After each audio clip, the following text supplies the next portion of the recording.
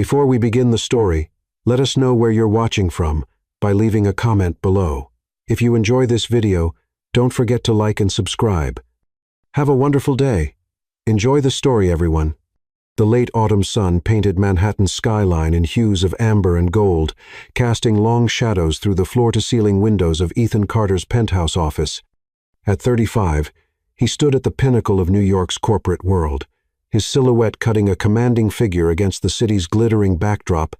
The tailored Tom Ford suit couldn't hide the tension in his shoulders as he watched the city pulse 60 stories below, his mind replaying the events of the morning's board meeting over and over. For the first time in his 15-year reign as CEO of Carter Enterprises, Ethan had been outmaneuvered. The taste of defeat was foreign on his tongue, bitter, yet strangely intoxicating because it came from her, Sophia Wren. The memory of her entrance into the boardroom was seared into his mind. She had commanded attention without demanding it, her Hermes heels clicking against the marble floor with quiet confidence.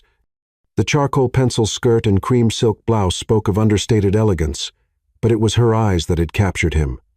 Amber flames danced in those irises, intelligence and determination radiating from every glance. Ethan's fingers traced the cool glass of the window as he remembered how she had systematically dismantled his acquisition strategy. Her voice, smooth as aged whiskey but sharp as a razor's edge, had cut through every argument his team presented. She hadn't raised her voice once she hadn't needed to. Every word was precisely chosen, every point delivered with devastating accuracy. "Mr.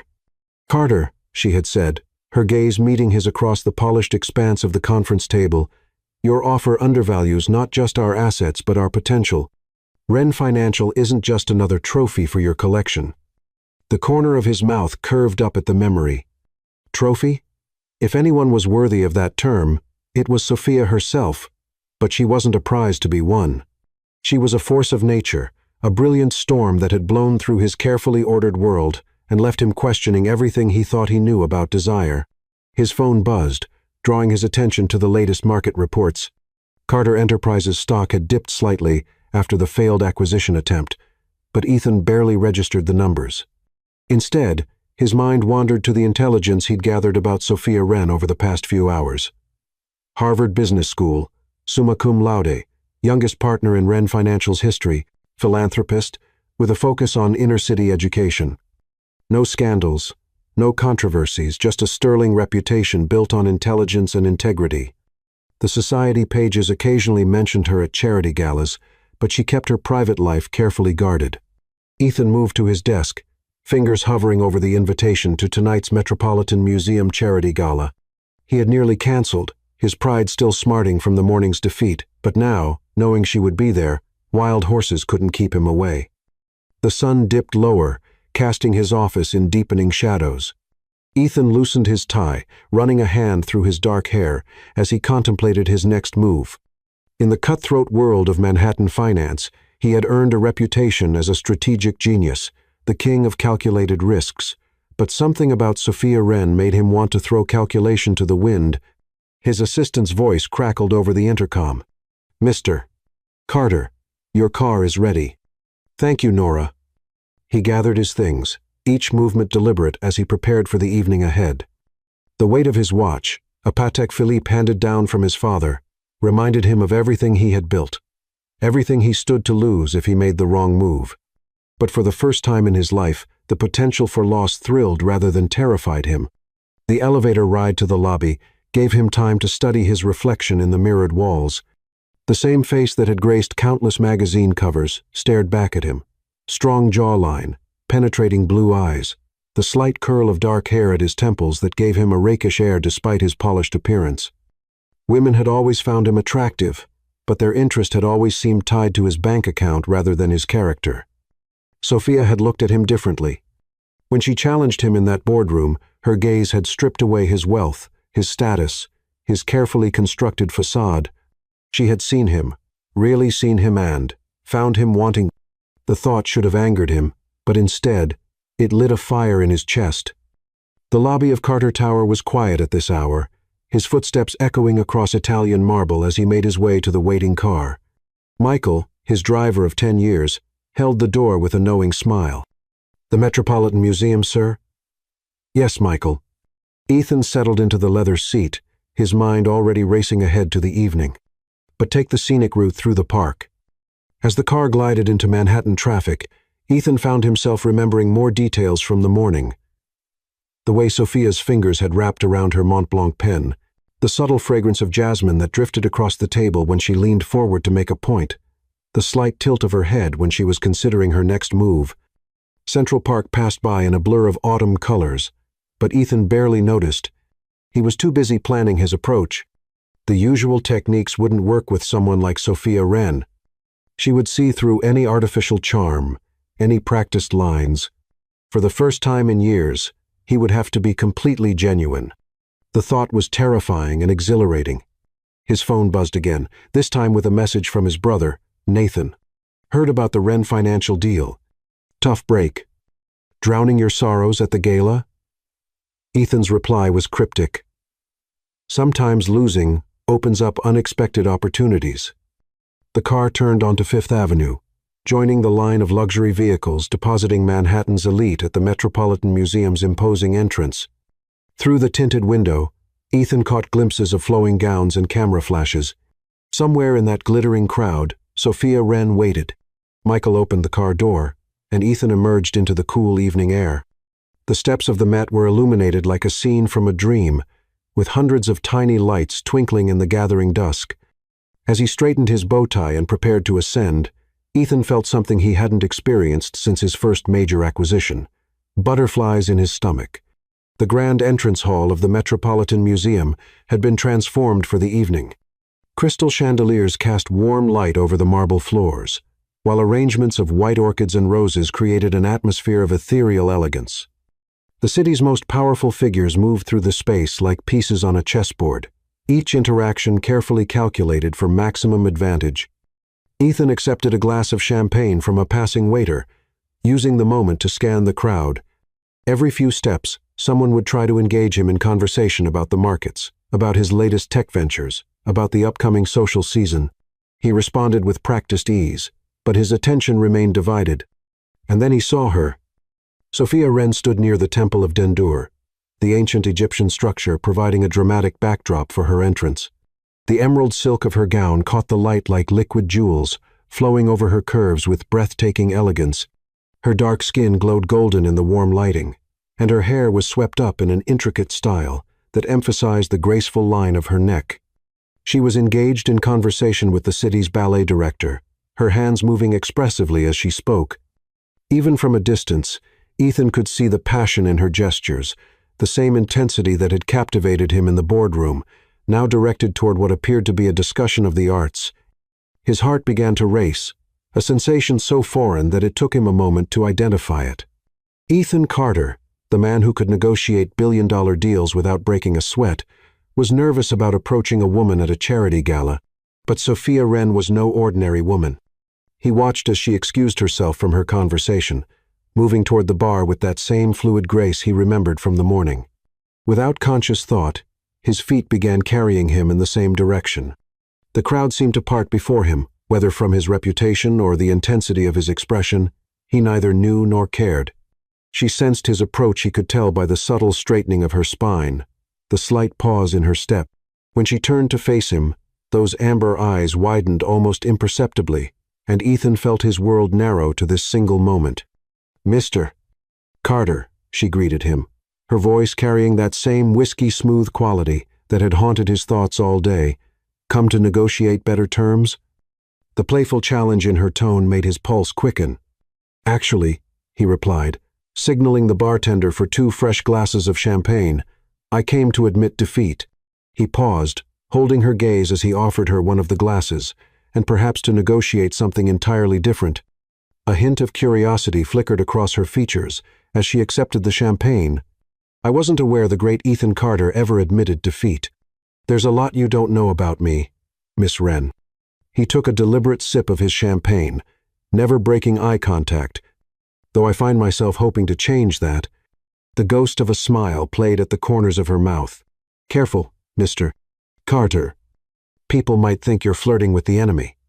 "Enemy is such a harsh word," he countered, taking a step closer. The subtle scent of jasmine enveloped him again, making his head spin more than any champagne could. "I prefer to think of us as worthy opponents." A soft laugh escaped her lips, the sound sending shivers down his spine. "And what does a worthy opponent propose?" Ethan's voice dropped lower, meant for her ears alone.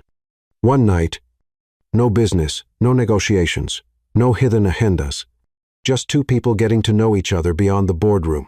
She studied him with those penetrating eyes, and Ethan felt as though she could see straight through to his soul. The moment stretched between them, charged with possibility. "You're used to getting what you want, aren't you, Mr. Carter?"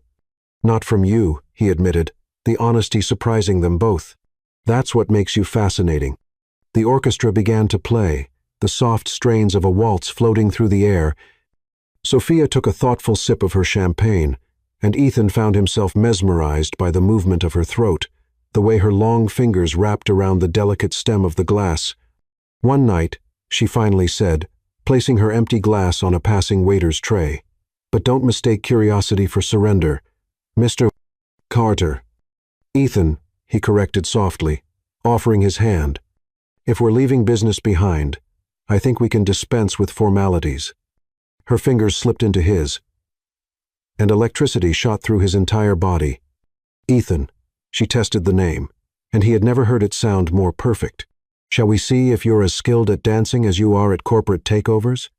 As he led her to the dance floor, Ethan knew with absolute certainty that his life would never be the same after this night. The woman in his arms had already begun to remake his world, and he couldn't wait to discover what other changes she would bring. The night stretched before them like an unwritten story, full of promise and possibility. As they began to move to the music, their bodies finding a natural rhythm together, Ethan realized that for the first time in his life, he didn't want to be anywhere else but here, in this moment, with this extraordinary woman who had challenged everything he thought he knew about himself. The magnetic pull that had drawn him to her that morning had only grown stronger. As they danced beneath the sparkling chandeliers, surrounded by the elite of Manhattan society, Ethan Carter understood that he was standing on the edge of something profound.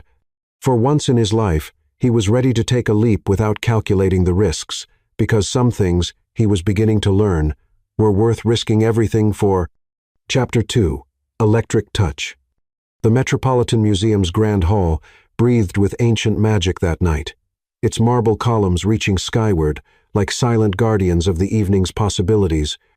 Through the expansive glass ceiling, stars winked down at the gathering of New York's elite, as if they, too, were curious about the story unfolding beneath them. The Temple of Dendur cast long shadows across the polished floor, its weathered stone a testament to enduring passions. Sophia Wren felt the weight of the evening settling around her shoulders like a silk shawl. The emerald gown she wore, a custom Versace creation, whispered against the marble floor with each step, its color a striking contrast against her dark skin.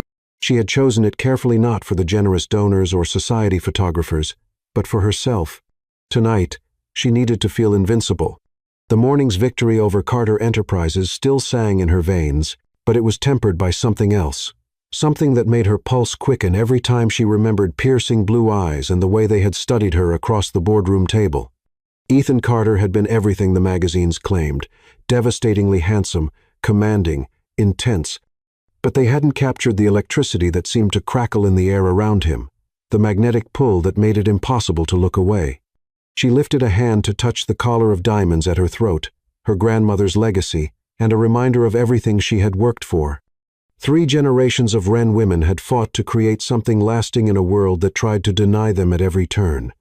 She wouldn't let one magnetically attractive CEO distract her from that legacy, no matter how his gaze made her skin tingle. The string quartet's music floated through the air, mixing with the gentle murmur of conversations and the crystalline sound of champagne glasses clinking. Sophia moved through the crowd with practiced ease, accepting compliments on her successful defense against the Carter takeover, with gracious smiles that never quite reached her eyes. Her mind kept drifting back to the dance they had shared, to the way Ethan's hand had felt against the small of her back, strong and sure, yet somehow gentle. "Miss Wren," a familiar voice called, and she turned to see Charles Henderson, one of her firm's biggest clients, approaching with his wife. "Spectacular work this morning." The way you handled Carter, I haven't seen anything like it in 20 years on Wall Street." Sophia accepted the praise with a modest nod, but before she could respond, she felt that electric charge in the air that meant he was near. She didn't need to turn around to know Ethan Carter had entered the room. The subtle shift in the energy of the crowd, the way conversations hushed and reformed around his presence, told her everything. "Thank you, Charles," she replied, keeping her voice steady despite the way her heart had begun to race. "But tonight isn't about business deals. How is Eleanor's scholarship foundation coming along?" As Mrs. Henderson launched into an enthusiastic description of their latest charitable venture, Sophia allowed herself one glance over her shoulder. Ethan stood near the entrance, his black tuxedo impeccably tailored to his athletic frame. The sight of him made her breath catch. He moved with the confidence of a man who knew his own power, yet there was something different about him tonight. A vulnerability in the way he searched the crowd that made her wonder if he was looking for her. Their eyes met across the sea of evening gowns and tuxedos, and the world seemed to still. The chandelier light caught the silver at his temples, and his lips curved into a smile that seemed meant only for her. Sophia felt heat rise to her cheeks and quickly turned back to her conversation, but her skin tingled with the knowledge that he was watching. She excused herself from the Hendersons and made her way toward the bar, needing a moment to collect herself. The bartender was just placing a glass of champagne in front of her when she felt his presence behind her, like a warm shadow that carried the scent of cedar and something uniquely masculine. "I believe I owe you a dance." Ethan's voice was low and intimate, sending shivers down her spine, "unless you're still maintaining that professional distance." Sophia turned, champagne glass in hand, to find him even closer than she'd expected. His blue eyes sparkled with challenge and something deeper hunger that matched the one she'd been trying to ignore all evening. "Professional distance?" She arched an eyebrow, fighting to keep her voice level. "Is that what you call standing outside my office for 2 hours this afternoon?" A flash of surprise crossed his features before his smile widened. "You saw me. My assistant has a rather comprehensive security system." She took a deliberate sip of champagne, using the moment to study him up close. She could see the faint stubble along his jaw, evidence that he'd been too preoccupied to shave again before the gala. The detail humanized him somehow, made him more than just the corporate titan whose face graced magazine covers. "And yet you didn't send security to escort me away," he noted, his voice carrying a hint of triumph. Could it be that the formidable Sophia Wren was curious about why I stayed? The orchestra began a new piece, Strauss's Blue Danube Waltz, and Ethan held out his hand. The gesture was both an invitation and a challenge, just like the man himself. Sophia found herself setting down her champagne glass and placing her hand in his before she could second-guess the decision. His fingers closed around hers, warm and strong, and that same electric current she'd felt during their first dance shot through her body. He led her onto the dance floor with the confidence of a man who had spent years in ballrooms, but there was nothing practiced about the way he drew her into his arms. "You never answered my question," he murmured as they began to move with the music, his hand on her waist respectful but possessing a gentle pressure that made her intensely aware of every point of contact between them. "About why I didn't have you removed." Sophia matched his steps perfectly, her body somehow knowing exactly how to move with his. "Perhaps I wanted to see how long the great Ethan Carter would wait when he wasn't getting what he wanted." His laugh was genuine, rumbling through his chest in a way she could feel against her palm. "And what did you conclude from your experiment? That you're either more patient or more stubborn than your reputation suggests?" She allowed him to guide her through a turn, their bodies moving closer together as they navigated around other couples. "I haven't decided which yet. Maybe I'm something else entirely." His voice dropped lower, meant only for her ears, something your research and reputation reports couldn't reveal. The intensity in his eyes made her breath catch. This close, she could see flecks of steel gray in the blue of his irises, could feel the strength in his frame carefully held in check as he led her through the dance. Everything about him radiated power and control, yet there was a gentleness in the way his thumb traced small circles on her hand that made her wonder what else those business reports had missed. "And what would that be?" she challenged, trying to maintain her composure despite the way her heart was racing.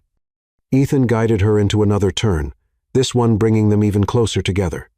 When he spoke, his lips were near her ear, his breath warm against her skin.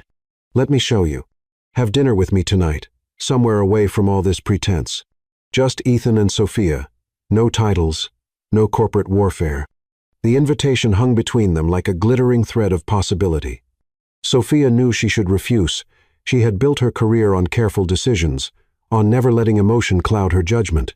But there was something in Ethan's eyes that spoke to a part of her she'd kept carefully hidden, the part that believed in magic and midnight possibilities. "Your negotiations need work," she said finally, her lips curving into a smile that sounded more like a command than an invitation. His answering smile was both rueful and charming. "You're right. I'm used to being in control, but with you." He spun her out and drew her back in one fluid movement that left her breathless. "With you, I'm learning to ask instead of demand. Please, Sophia, have dinner with me." The music was building to its crescendo, and couples whirled around them in a blur of color and motion, but Sophia saw only Ethan saw the genuine hope in his eyes, the slight tension in his jaw that betrayed how much her answer meant to him. "One dinner," she conceded, feeling something shift in the air between them, but not at Le Cirque or Daniel or any other place where we'll be surrounded by board members and shareholders. The joy that lit up his face transformed him from handsome to breathtaking. "I know just the place. Trust me." The question carried more weight than its simple words suggested. Sophia studied him for a long moment as the music began to fade.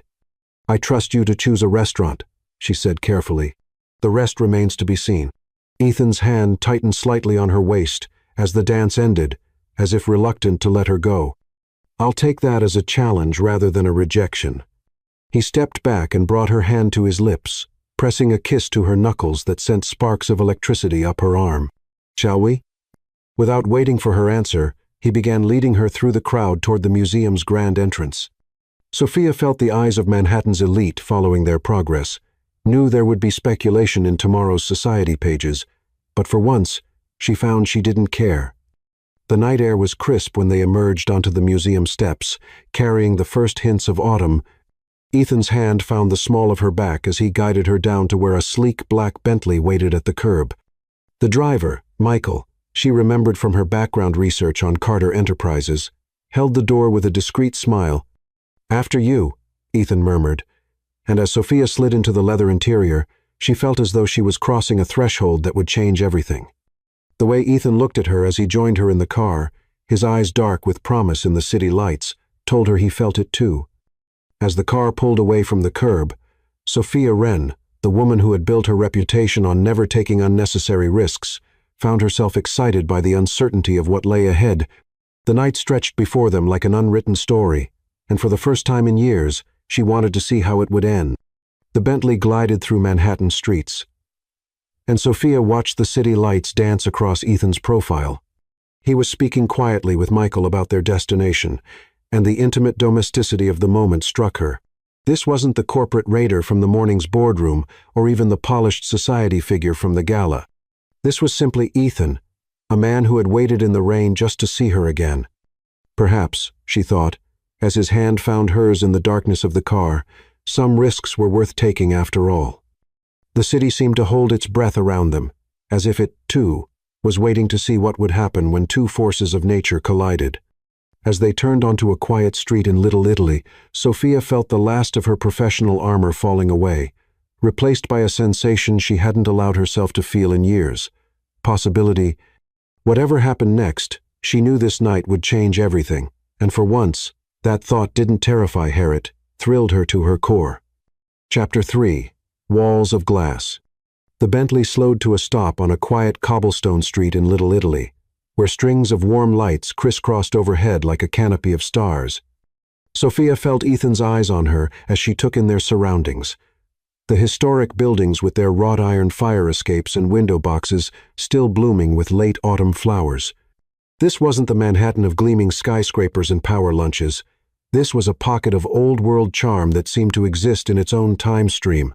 "La Piccola Rosa," Ethan said softly as Michael opened the car door. "It's been in the same family for 4 generations. No Michelin stars, no write-ups in the Times, just authentic Italian food and privacy." Sophia finished, understanding dawning as she accepted his hand and stepped onto the cobblestones. Her stilettos clicked against the ancient stone as Ethan guided her toward an unmarked wooden door with frosted glass windows that glowed warmly from within. The door opened before they reached it, and an elderly Italian woman with silver hair and laugh lines around her eyes greeted them with obvious affection. "Ethan, il ragazzo." Mama Rosa's face lit up with genuine warmth as he bent to kiss her cheeks.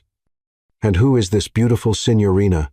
"Mama Rosa, this is Sophia Wren. Sophia, meet Rosalinda Castellano, the heart and soul of La Piccola Rosa, and the woman who made sure I didn't starve during my first year of building Carter Enterprises." "Ah," he exaggerates. Mama Rosa waved off the praise, but her eyes sparkled as she took Sophia's hands in hers.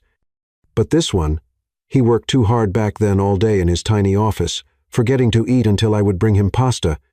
Now look at him, a big shot who still remembers his old friends." Something in Sophia's chest tightened at the image of a younger Ethan, hungry and determined, being cared for by this maternal figure. It was so far from the polished CEO image he presented to the world, yet it felt more real than any magazine profile she'd read about him. Mama Rosa led them through the intimate restaurant, past tables where couples and families sat enjoying their meals without a single phone or camera in sight. The walls were covered in black and white photographs documenting the restaurant's history, and the air was rich with the aromas of garlic, fresh herbs, and wood-fired bread. Their table was in a private alcove, lit by candles and a single pendant lamp that cast a soft golden glow. A bottle of wine was already breathing in, a crystal decanter, and fresh flowers, white roses, and sprigs of lavender created a simple but elegant centerpiece. Ethan held her chair with old-world courtesy, and as Sophia settled into her seat, she caught the lingering scent of his cologne, something subtle and masculine that made her pulse quicken. When he took his own seat across from her, the candlelight caught the angles of his face in a way that softened his usual intensity into something more vulnerable. "So," she said, running a finger along the stem of her wineglass, "this is where Ethan Carter goes when he's not being the king of Wall Street."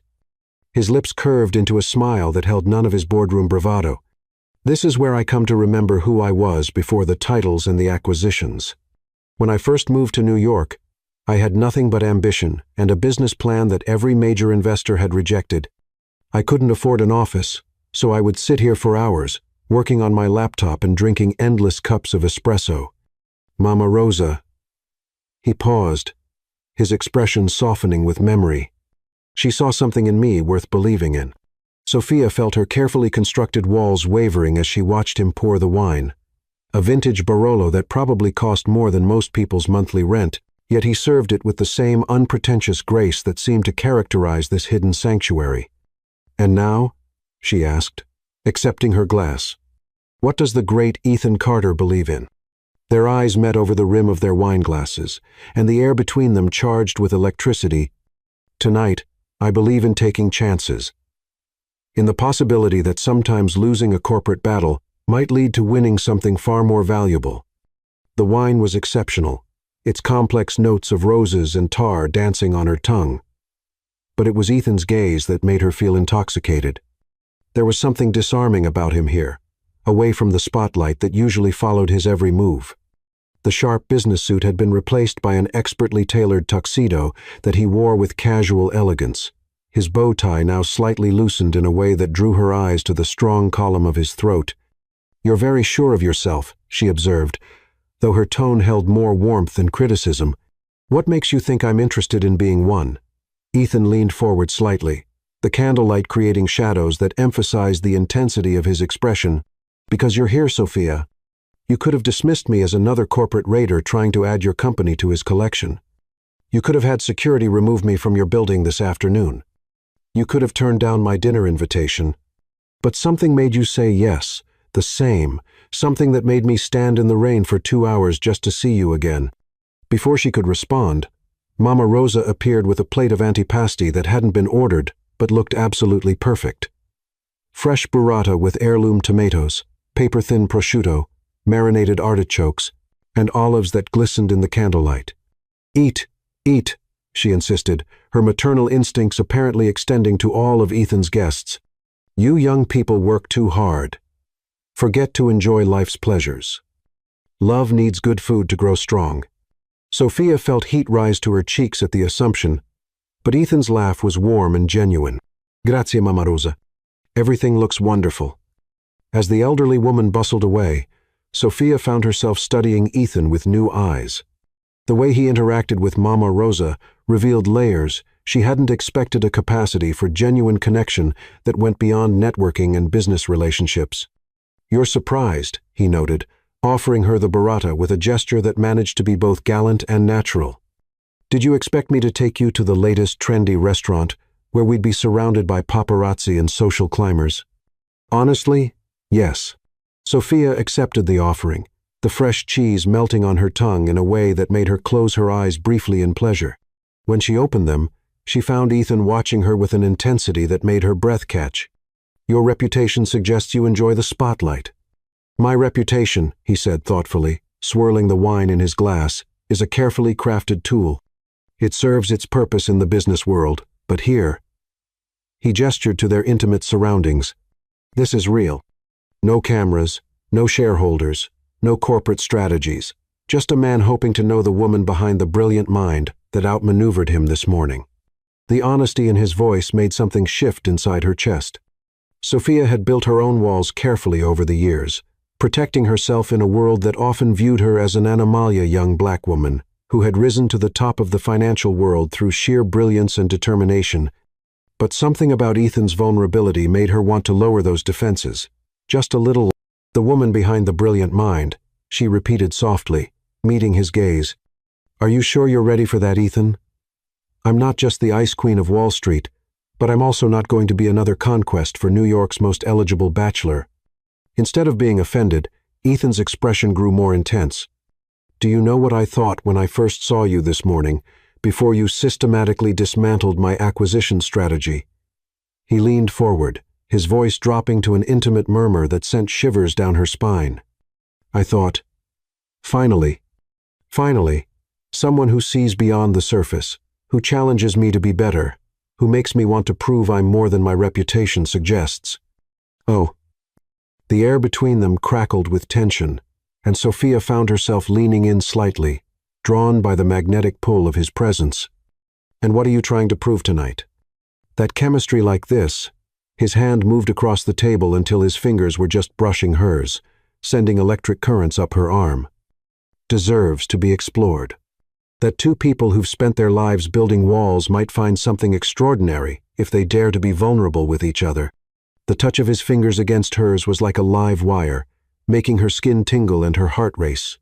Sophia knew she should pull away, maintain the professional distance that had served her so well over the years, but something in Ethan's eyes, a mixture of hope, desire, and genuine curiosity, made her leave, her hand where it was. "One night," she reminded him, though her voice wasn't as steady as she would have liked. "That was our agreement." His thumb traced a gentle circle on her palm, the simple gesture somehow more intimate than any kiss. "One night to begin with," he corrected softly, "but I think we both know that this isn't going to be enough." Before she could respond, Mamma Rosa returned with their primi piatti. Handmade tagliatelle with white truffles for Ethan, and ricotta-filled ravioli in a delicate sage butter sauce for Sophia. The scents were intoxicating, but not as much as the way Ethan's eyes never left her face as their hands reluctantly separated. As they began to eat, their conversation flowed naturally, from business to personal passions. Sophia found herself sharing stories about her grandmother, who had started Wren Financial from nothing and taught her the value of both ambition and integrity. Ethan spoke about his younger brother, Nathan, who chose to become a doctor instead of joining the family business, and how proud he was of him for following his own path.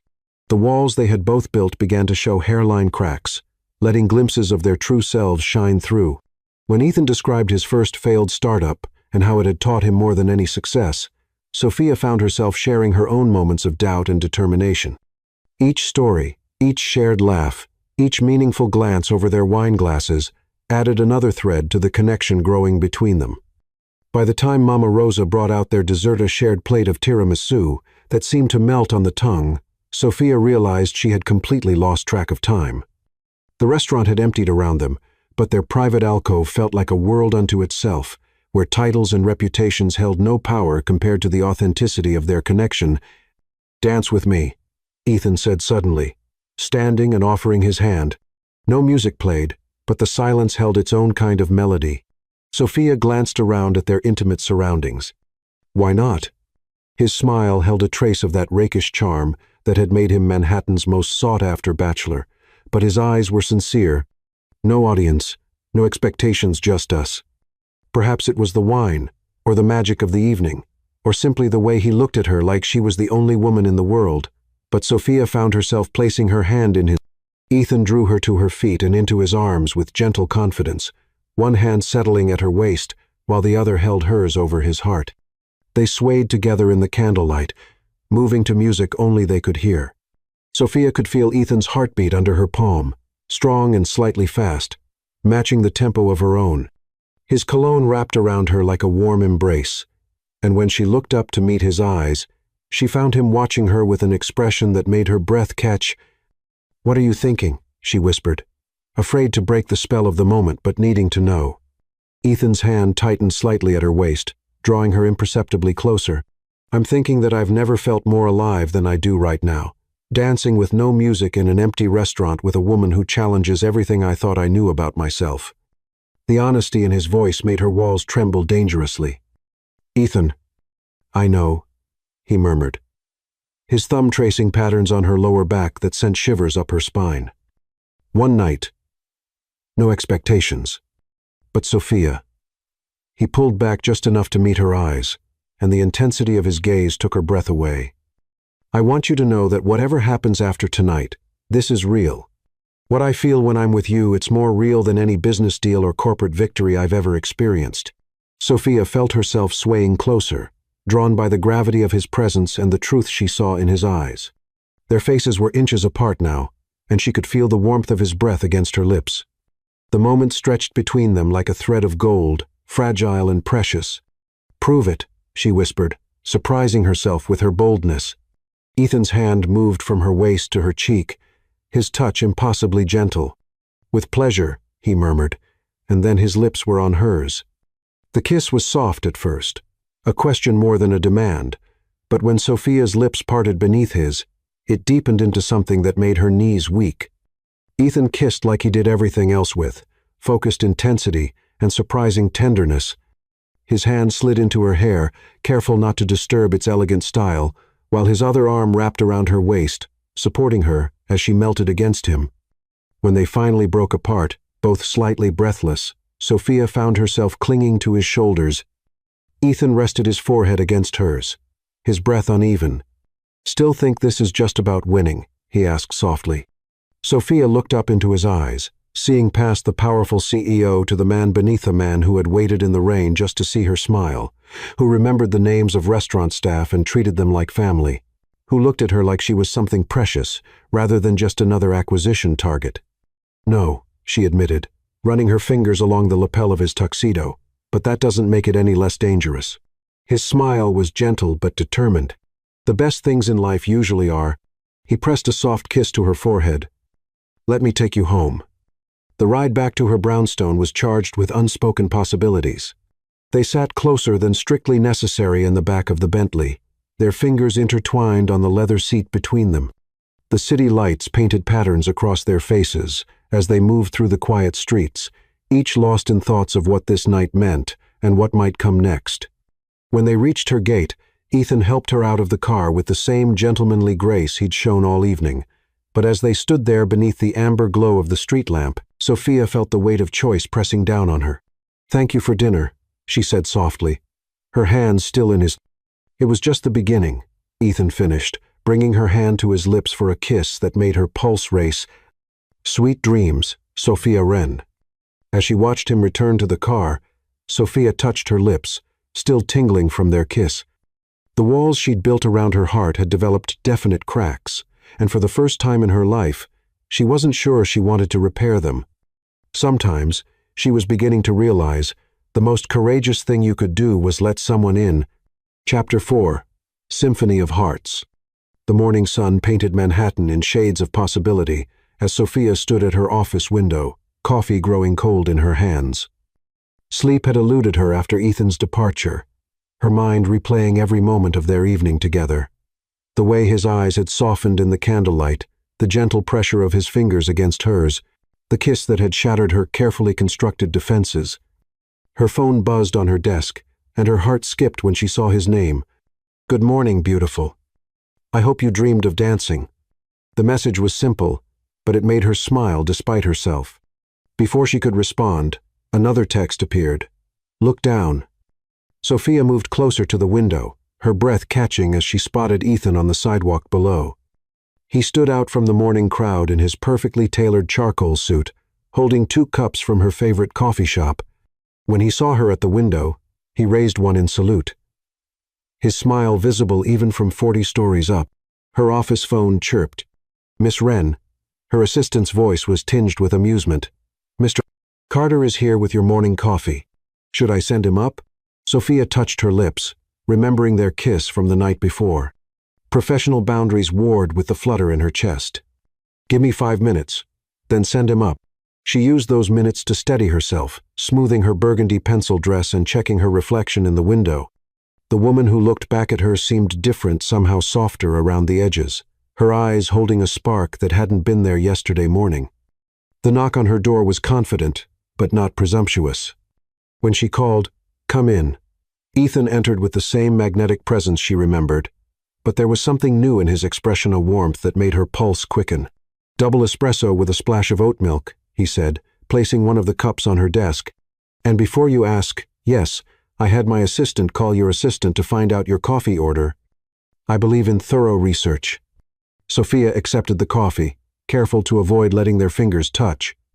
She wasn't sure she could maintain her composure if they did. Most CEOs send emails after failed acquisitions, not personal coffee delivery. Most CEOs haven't had their entire worldview rearranged by one evening with an extraordinary woman. Ethan's voice was soft but intense as he studied her face. "Did you sleep well?" "Not really," she admitted, taking a sip of the perfectly prepared coffee. "You?" Not a wink. His smile held no regret. "I kept thinking about that kiss." Heat bloomed in her cheeks, but she met his gaze steadily. "Ethan, about last night." "Don't." He took a step closer, close enough that she could smell his cologne, the same scent that had haunted her dreams. "Don't tell me it was a one-time thing or that we should keep things professional. What happened at La Piccola Rosa wasn't just chemistry or the wine or the romantic setting. It was real, Sophia, and I think it scared you as much as it scared me." She sat down, her coffee kneading both hands free to maintain her balance in the face of his intensity. And why would the great Ethan Carter be scared? His laugh was soft and self-deprecating. "Because for the first time in my life, I'm not in control. Because every carefully laid plan, every strategic move I've ever made, seems meaningless compared to the way I feel when you look at me. Because I've built an empire on calculating risks, but there's nothing calculated about what's happening between us." Sophia's heart thundered in her chest as he moved closer still, near enough now that she had to tilt her head back to maintain eye contact. "And what exactly is happening between us?" Instead of answering, Ethan reached out slowly, giving her time to step away if she chose. When she remained still, his fingers traced the line of her jaw with exquisite gentleness. "Let me show you. Have dinner with me again tonight." "Ethan." She meant it to sound like a protest, but it came out more like a plea. "Not at a restaurant this time," he continued, his thumb brushing her lower lip in a way that made her breath hitch. "Let me cook for you. No pretenses, no interruptions, just us." The invitation hung in the air between them, heavy with possibility. Sophia knew she should refuse on magical evening was one thing, but a second, in his home no less, would mean acknowledging that this was more than a momentary lapse in judgment. "I have a board meeting tonight," she said, but even to her own ears, it sounded like a weak excuse. "It ends at 7.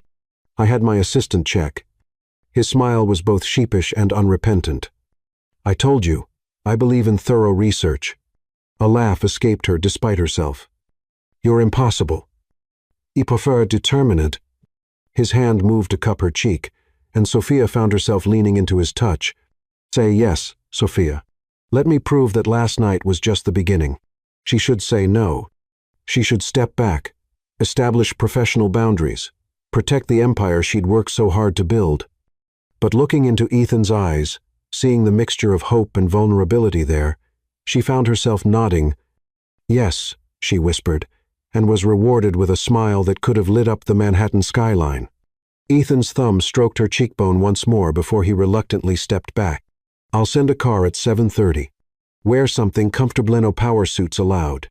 As he turned to leave, Sophia called after him, "Ethan." When he looked back, she allowed herself a small smile. "Thank you for the coffee." His answering grin was boyish and charming. "Thank you for the second chance." After he left, Sophia sank into her chair, her heart racing. Through her window, she watched him emerge onto the street below, his stride confident but lighter somehow, as if a weight had been lifted from his shoulders. Just before he disappeared into the crowd, he looked up, and even from 40 stories away, she could feel the intensity of his gaze. The day passed in a blur of meetings and phone calls, but underneath her professional exterior, Sophia's mind kept drifting to the evening ahead. By 7:15, she had changed into a casual silk blouse and flowing palazzo pants, her hair loose around her shoulders in the way she'd noticed Ethan watching the night before.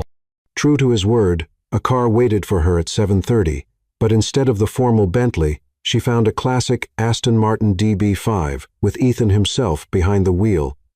"I thought about sending Michael," he said as he opened the passenger door, "but I couldn't wait another minute to see you." The drive to his penthouse was filled with comfortable silence and stolen glances. Ethan drove with the same focused grace he brought to everything, but his free hand found hers across the console, their fingers intertwining naturally. His building in Tribeca was understated but exclusive. The kind of place that didn't need to advertise its luxury. The private elevator opened directly into his penthouse, and Sophia's breath caught at the view. Floor-to-ceiling windows showcased the city lights like a constellation brought to Earth, while the space itself was warm and surprisingly intimate, all rich woods and comfortable textures, with none of the sterile modernism she'd expected. But what truly surprised her was the sound of jazz floating through the air and the unmistakable aroma of something delicious cooking.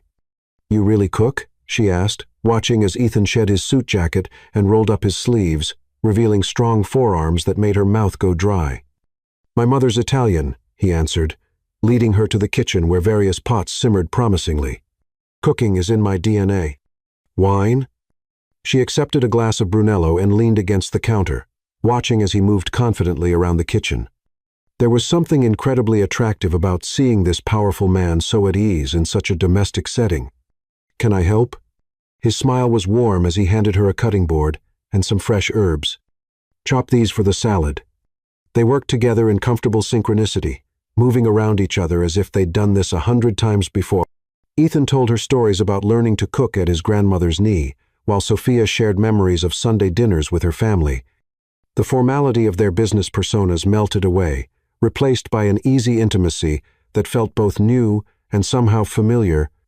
When dinner was ready, handmade pappardelle with wild mushrooms and a salad of baby greens, Ethan led her not to the formal dining room, but to a cozy nook near the windows. Candles flickered on the small table, and the city spread out below them like a carpet of stars. "This is incredible," Sophia said after her first bite, the flavors exploding on her tongue. "I'm starting to think you missed your calling as a chef." Ethan's laugh was rich and genuine. "Just wait until dessert. But first." He stood and offered his hand. "Dance with me." The jazz had shifted to something slower, more intimate. Sophia allowed him to pull her to her feet and into his arms, one hand settling at her waist while the other held hers over his heart. They swayed together in the candlelight, the city their only witness. "What are we doing, Ethan?" she whispered, her head resting against his shoulder. His hand traced patterns on her lower back as they moved to the music. "I believe it's called falling in love." Sophia's heart stuttered at his words. She pulled back enough to look into his eyes, finding nothing but sincere emotion there. "It's too fast." "Is it?" His hand moved to cup her cheek. "Or have we both just been waiting for something real without knowing it?" Before she could respond, his lips found hers, and all her carefully constructed arguments melted away. This kiss was different from their first, deeper, more certain, full of promise and possibility. Sophia wound her arms around his neck, pressing closer as Ethan's hands spanned her waist, lifting her slightly off her feet. When they finally parted, both breathing heavily, Ethan rested his forehead against hers. "Stay," he whispered, Not for anything more than this. Just stay and watch the sunrise with me. Let me hold you and prove that what's happening between us is worth any risk." Sophia looked into his eyes, seeing past the powerful CEO to the man who cooked Italian food and danced in candlelight, the man who had somehow slipped past all her defenses to touch her heart. "Yes," she whispered back, and felt his smile against her lips as he kissed her again. The night stretched ahead of them, full of promise and possibility as the city sparkled below, and their hearts beat in perfect symphony. Chapter 5. The Wall. Dawn painted Manhattan in watercolor hues as Sophia and Ethan stood on his penthouse balcony, sharing the comfortable silence of a night that neither wanted to end. She was wrapped in his cashmere sweater, the soft material carrying his scent, while his arms encircled her from behind as they watched the sun rise over the city they both loved. They had spent hours talking, dancing, sharing pieces of themselves that they'd never revealed to anyone else. Ethan had played the piano for her Chopin's nocturnes, his fingers dancing over the keys with unexpected grace. Sophia had told him about her dreams of expanding Wren Financial into international waters, and he had listened with genuine interest, offering insight without trying to take control. But as the morning light grew stronger, reality began to seep back in. "I should go," Sophia murmured, though she made no move to leave his embrace. "I have a morning meeting with the board." Ethan's arms tightened slightly around her waist. "Cancel it," he suggested, pressing a kiss to the sensitive spot behind her ear. "Stay here with me. We can spend the day getting to know each other better." The temptation was strong, but it only served to highlight the dangers of their situation. Sophia turned in his arms, needing to see his face. "Ethan, what are we doing?" His blue eyes were soft with affection as he tucked a strand of hair behind her ear. "I thought that was obvious. I'm falling in love with you, Sophia Wren." Her heart stuttered at his words, even as alarm bells rang in her mind. "It's been 2 days. 2 days that have changed everything." His hand cupped her cheek, thumb tracing her lower lip in a way that made her breath catch. "Tell me you don't feel it too." "What I feel doesn't matter," she said, though her body betrayed her by leaning into his touch. "We're competitors, Ethan. You tried to take over my company less than 48 hours ago. And you brilliantly defended it," he reminded her with a smile that held equal parts pride and admiration. "That's part of why I'm falling for you, your intelligence, your strength, your unwavering integrity." "Stop." Sophia stepped back, wrapping her arms around herself despite the warmth of his sweater. "This isn't a romance novel. In the real world, CEOs don't fall in love with their takeover targets." Ethan's expression grew serious as he studied her face. "Is that what you think this is? Some elaborate corporate strategy? Isn't it?" The words hurt to say, but she forced them out anyway. The great Ethan Carter, known for getting whatever he wants by any means necessary. When the hostile takeover failed, you switched tactics. Wine and candlelight, intimate dinners and sunrise confessions. "It's brilliant, really." Pain flashed across his features, quickly replaced by determination. "You don't believe that. Last night, when we danced, when we talked about our dreams, when I held you, you knew it was real. Did I?" Sophia moved toward the balcony door, needing physical distance to maintain her emotional walls. Or did I just want to believe that the most notorious corporate raider in Manhattan had suddenly developed a heart? Sophia. Her name on his lips was both a plea and a promise. He followed her into the penthouse, but didn't try to touch her. "Look at me. Really look at Manode, at the reputation or the corporate image. What do you see?" She did look at him then, this powerful man who had spent hours sharing his passion for classical music, who cooked Italian food with his grandmother's recipes, who looked at her like she was the answer to questions he hadn't known he was asking. "I see someone dangerous," she whispered. "Someone who could make me forget everything I've worked for. Or someone who could help you achieve even more." Ethan took a careful step closer, his hands raised as if approaching a spooked animal. "We're stronger together," Sophia note, "as corporate entities. But as people, what we have, this connection, it's rare, special. It's impossible." She moved to the piano, running her fingers over the keys where his had been hours before. "Do you know how hard I've worked to be taken seriously in this industry? As a woman? As a black woman? One hint of a relationship with you, and everything I've built will be questioned. Every decision, every success, they'll say I earned it on my back instead of my brain. Then we'll prove them wrong. The conviction in his voice made her look up. Together. I'll sell my shares in Carter Enterprises if that's what it takes. Don't you, Dari? Sophia's voice cracked with emotion. Don't you dare offer to give up everything you've built for a fantasy that can never work. Ethan crossed the room in 3 long strides, and before she could retreat, his hands were cradling her face. It's not a fantasy. What I feel for you is the most real thing I've ever known, more real than any business deal, any corporate victory. You've awakened something in me I didn't even know was sleeping. The intensity in his eyes made her heart race, but she forced herself to step back. That's the problem, Ethan. You're thinking with your heart instead of your head. But I can't afford that luxury. I have responsibilities to my shareholders, to my employees, to every little girl who looks at me and sees what's possible. And what about your responsibility to yourself? His voice was gentle but insistent. To your own happiness? Tears threatened, but Sophia blinked them back. My happiness isn't more important than my legacy. They don't have to be mutually exclusive. Ethan reached for her hand, and it took every ounce of her willpower not to let him take it. We can find a way, Sophia. Together? No. She took another step back, then another, moving toward the elevator. We can't. Last night was beautiful, Ethan magical, even but it has to end here. Sophia, please. The pain in his voice nearly broke her resolve. Don't walk away from this.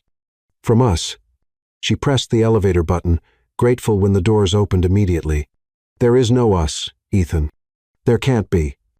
I'm not a toy or a conquest or a challenge to be overcome.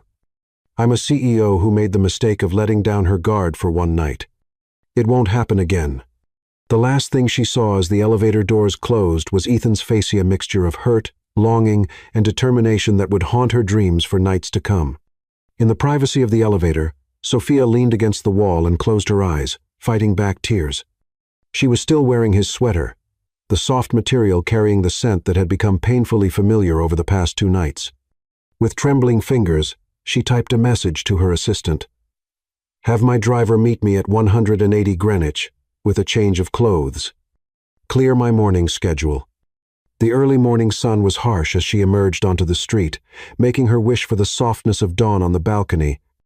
A few early risers hurried past, paying no attention to the woman in evening clothes and a man's sweater who looked like her world was crumbling. 2 hours later, freshly showered and dressed in the armor of Chanel, Sophia sat in her office, reviewing quarterly reports. She had returned Ethan's sweater via courier, along with a note that read simply, "Thank you for the magic. Goodbye." Her assistant's voice crackled over the intercom. "Miss Wren. Mr. Carter is in the lobby. He's requested 5 minutes of your time." Sophia's hands clenched on her desk, her heart racing even as her voice remained steady. "Tell him I'm in meetings all day. And Nora, have security update the approved visitor list. Mr. Carter is no longer to be granted access without prior written authorization." "Yes, Miss Wren." Her assistant's voice held no judgment. But Sophia could hear the concern. "Should I also return the flowers?" "Flowers? 3 dozen white roses were just delivered. The card says, 'Some walls are meant to be broken. Don't give up on us.'" And Sophia closed her eyes, fighting back a fresh wave of emotion. "Donate them to the Children's Hospital on 5th. And Nora, hold all my calls for the next hour." Once alone, Sophia moved to the window, the same window where she had spotted Ethan with coffee just yesterday morning. He was still there in the lobby, she knew, probably charming the security staff while he waited for her to change her mind. But she couldn't change her mind, couldn't risk everything she'd built for a man who made her feel like anything was possible. Love wasn't enough in the real world of corporate takeovers and shareholder expectations. So why did doing the right thing feel so devastatingly wrong? Chapter 6. The Pursuit. A week passed like a slow-motion dance of hearts. Each morning, Sophia found a single white rose on her desk, delivered before the building opened, with no card needed to identify the sender. She donated each one to the Children's Hospital, but not before holding it briefly, remembering the magic of those 2 nights. Ethan had respected her wishes, making no attempts to breach the walls she'd erected, but his presence lingered in subtle ways. The coffee cart outside her building now stocked her favorite oat milk. Anonymous donations appeared at her preferred charities. And somehow, every time she left her office, the street musician on the corner was playing Chopin. On the 8th morning, Sophia arrived early to find not a rose but a well-worn book of poetry on her desk, Pablo Neruda's Love Sonnets. The page was marked with a pressed jasmine flower, and one passage was underlined in familiar handwriting. I love you without knowing how, or when, or from where. I love you simply, without problems or pride. I love you in this way because I do not know any other way of loving. Her fingers trembled as she traced the words. During their night at his penthouse, they had discussed their shared love of poetry, and she had mentioned wanting to read Neruda in the original Spanish. The book was a first edition, with both Spanish and English translations. Nora, she called softly, knowing her assistant was already at her desk. How did this get here? The young woman appeared in her doorway, looking slightly uncomfortable. Mr. Carter's brother delivered it personally. Dr. Nathan Carter. He said it was a medical text he borrowed from you. Clever, Sophia thought. Using his brother, who was a doctor, would naturally be allowed into the building for the free clinic they operated on the ground floor. And you believe that? No, Miss Wren. Nora's voice held a hint of gentle reproach. But I believed in the way his hands shook when he handed it to me. The way he said his brother hasn't smiled in a week. Sophia's heart clenched. That will be all, Nora. Alone again, she opened her laptop to check the morning's financial reports. A new article caught her eye. Carter Enterprises announces major restructuring. The headline made her breath catch. But it was the details that made her hands tremble. Ethan had appointed a new CEO, a highly respected woman with a track record of ethical business practices.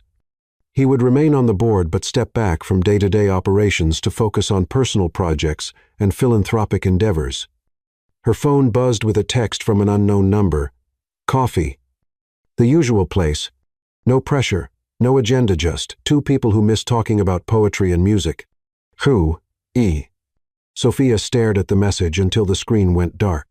She thought about those magical nights, the way he had looked at her in the candlelight, how safe she had felt in his arms, the vulnerability in his eyes when he played the piano for her. Before she could change her mind, she typed, "Why are you doing this, Ethan?" His response came immediately. Because some things are worth fighting for. Because every morning I wake up reaching for you. Because the world makes more sense when you're in it. Tears pricked at her eyes. I can't be what you want. You already are. You're strong and brilliant and afraid of the same things I am. Let me prove that we're stronger together than apart. Her fingers hovered over the keyboard as her heart warred with her mind. Finally, she wrote, "The coffee shop. 1 hour. Just talking." She could almost hear his smile in his reply. Just talking. Though I reserve the right to look at you. Like you're the most beautiful thing I've ever seen. The hour crawled by as Sophia tried to focus on work. She changed her outfit twice, settling on a casual cream sweater and tailored pants, professional, but not intimidating. At precisely 10 o'clock, she stepped into the sunshine. The coffee shop was busy with the late morning crowd, but she spotted him immediately. Ethan sat at a corner table, 2 cups already waiting. He had dressed down as well, in a charcoal sweater that made his eyes look stormy. When he saw her, the smile that lit his face made her heart skip. "You came," he said softly as she approached. "I wasn't sure you would." Neither was I. She sat across from him, noticing how he had positioned the chairs so they could sit close without being overheard. "The article about Carter Enterprises. It had nothing to do with you," he finished, though they both knew it wasn't entirely true. "Elizabeth Kim is brilliant. She should have been CEO years ago, but I was too controlling to step back. And now..." His eyes held hers steadily. "Now I know there are more important things than control, like trust and courage and love. Ethan." She wrapped her hands around the coffee cup, needing something to ground her. "We talked about this." "No, you talked. I listened. Now it's my turn." He leaned forward, his voice low and intense. "You think a relationship between us would undermine everything you've built, but look at what's happened this week. Wren Financial stock is up 12% since the announcement of my stepping back. The market respects strong, independent leadership. It's not just about the market. I know. His hand moved across the table, not quite touching hers, but close enough that she could feel its warmth. It's about your legacy, about being a role model, about proving that success comes from merit, not connections. I understand that. Sophia, it's one of the countless things I admire about you. She took a shaky breath. Then you understand why this can't work. No, I understand why you're afraid. But fear isn't the same as impossibility. His fingers brushed hers briefly, sending electricity up her arm. What if we took it slow? No public appearances. No corporate entanglements, just two people getting to know each other, seeing where this connection leads. And if it leads nowhere? His smile was gentle but determined. Then at least we'll know we tried. But Sophia. He reached into his pocket and pulled out a folded piece of paper. Read this first, please. She unfolded the paper to find a press release dated for the following week. Her eyes widened as she read. Carter Enterprises announces the creation of the Future Leaders Foundation, a $100 million initiative to support women and minorities in business leadership. The foundation would be independently operated by a board of respected industry leaders, with all funding irrevocably committed. It's not about you, Ethan said quietly. This has been in development for months. But meeting you, seeing your strength, your dedication to lifting others up, it made me realize it's time to stop talking about change and start making it happen. Tears threatened again as Sophia read the details. The foundation would provide mentorship, education, and seed funding for underrepresented entrepreneurs. It was exactly the kind of initiative she had dreamed of creating herself. Why are you showing me this? Because I want you to understand who I am beyond the corporate raider image. Because every time you talk about your grandmother's legacy, your eyes light up with passion for creating opportunity. Because, he took a deep breath. Because I'm falling more in love with you every day, and I want you to know that the man who wants to be with you is someone worthy of your trust. Sophia looked into his eyes, seeing past the powerful CEO to the man who had spent a week finding quiet ways to show her his heart. I'm scared, she whispered. So am I. His honesty made her breath catch. I'm scared of losing you, scared of not being good enough, scared that my reputation will hurt you. But mostly, his voice softened. I'm scared of living the rest of my life wondering what might have been if we had been brave enough to try.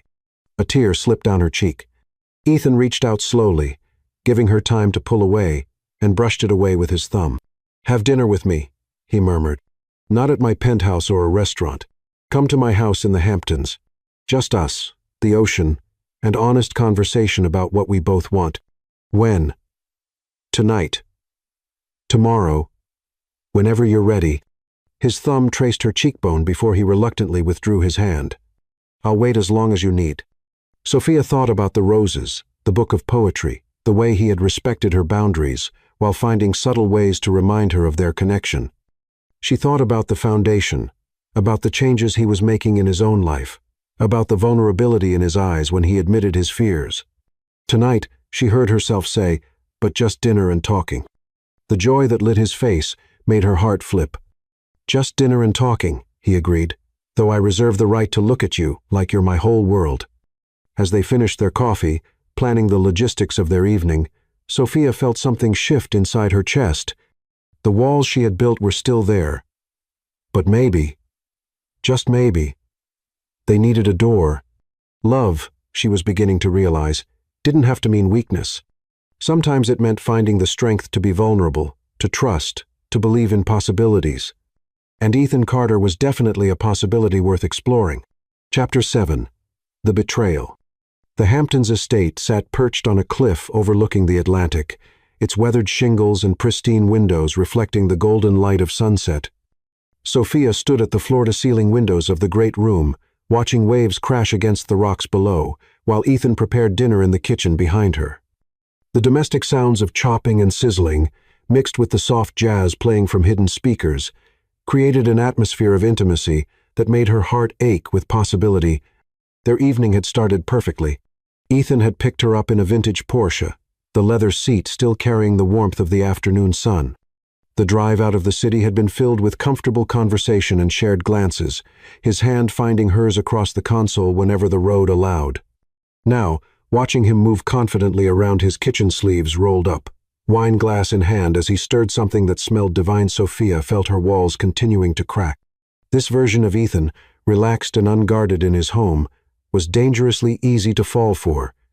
Her phone buzzed in her pocket, and she almost ignored it. But years of corporate responsibility made her check the screen. The message from her CFO made her blood run cold. "Check your email now. WSJ. Breaking story in 10 minutes. Ethan must have noticed her sudden tension. "Everything okay?" "I need to check something," she said, already opening her email. The subject line from her CFO made her hands shake. Hostile takeover Carter Enterprises shell company. The attached documents painted a devastating picture. A shell company, traced back through layers of subsidiaries to Carter Enterprises, had been quietly acquiring Wren Financial stock through multiple smaller investment firms. They were just shy of a controlling interest. The room seemed to spin as Sophia read the details. The acquisition strategy had been initiated months ago, long before their first meeting. Every move had been carefully orchestrated, including the timing of the public takeover attempt. "It was meant to fail," she whispered, pieces falling into place. "Sophia?" Ethan's voice was closer now, concerned. "What's wrong?" She turned to face him, her heart shattering at the genuine worry in his eyes. Was any of it real? "What are you talking about?" Her phone buzzed again, this time with the Wall Street Journal notification. The headline screamed across her screen. "Carter Enterprises poised for hostile takeover of Wren Financial through shell company." This. She held up her phone, watching as the color drained from his face. The failed takeover attempt, the romantic pursuit, the stepping back from your company, it was all part of the plan, wasn't it? Make me let my guard down while your shell company acquired enough shares for control. "Sophia, no." Ethan stepped toward her, but she backed away. "I can explain." "Explain what?" "How you orchestrated the perfect con." The great Ethan Carter, known for getting whatever he wants by any means necessary. A bitter laugh escaped her. "I should have trusted my first instincts." "Listen to me," he pleaded, his voice raw. "Yes, the shell company strategy was put in place months ago, but everything that's happened between you's very moment, every feeling that's real, is it?" Tears threatened, but she refused to let them fall. Or was that part of the strategy too? Seduce the CEO while your company swallows hers whole? You know me better than that. He ran a hand through his hair in frustration. What we have is nothing but a beautifully executed business strategy. Sophia grabbed her purse from the counter, needing to escape before her composure cracked completely. "Congratulations, Mr. Carter. You've proven why you're considered the most ruthless CEO on Wall Street." "Sophia, please." Ethan moved to block her path to the door, his eyes desperate. "Let me call the board. Stop the acquisition. I'll sell my shares, dissolve the shell company, whatever it takes. Don't you see? It doesn't matter what you do now. The damage is done." She forced herself to meet his gaze, even as her heart broke at the pain she saw there. Every touch, every kiss, every intimate moment we shared it, was all built on lies. "No." His voice cracked on the word. "The acquisition plan was business, but falling in love with you, that was the most real thing that's ever happened to me." For a moment, looking into his eyes, Sophia almost believed him, but then her phone buzzed again with another news alert. Sources reveal Carter's personal involvement in orchestrating Wren Financial takeover. "I have to go." She stepped around him, grateful when he didn't try to stop her. "My board will be meeting in emergency session. I need to try to save what's left of my company and my reputation. Let me drive you." "I've already called a car." She was proud of how steady her voice remained. "Goodbye, Ethan." The drive back to Manhattan passed in a blur of tears and phone calls. Her legal team was already strategizing defenses, but the outlook was grim. The shell company had acquired shares legally, and with the next block of shares set to be purchased at Monday's opening bell, Wren Financial would effectively belong to Carter Enterprises. Dawn was breaking over the city when Sophia finally reached her apartment. She had spent the night in emergency meetings, watching her life's work slip through her fingers. Her phone had dozens of missed calls from Ethan and a single text that made fresh tears fall.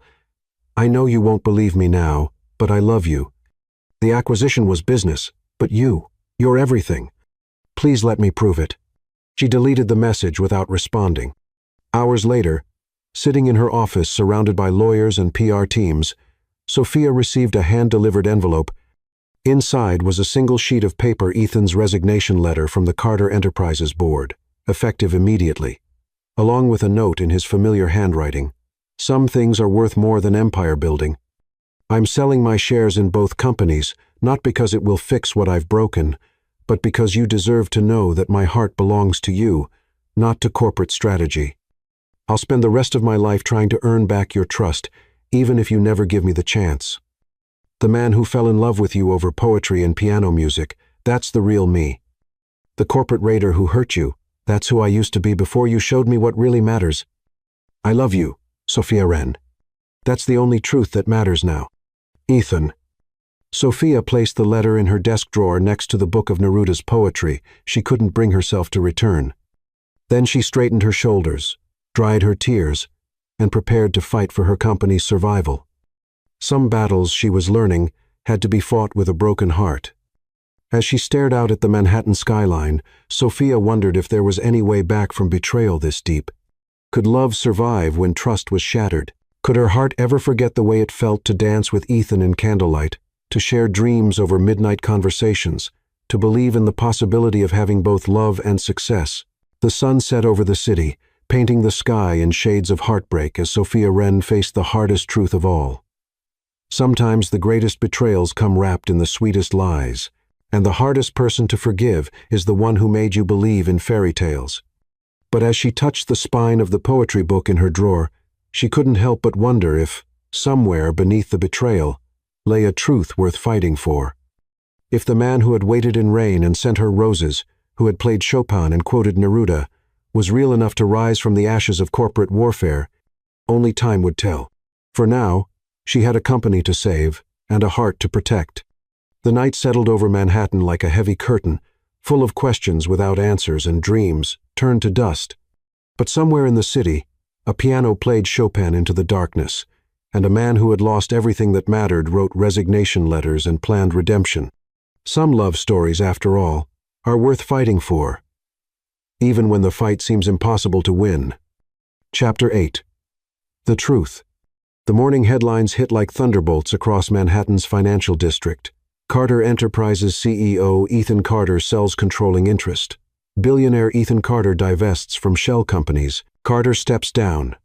Some things are worth more than money.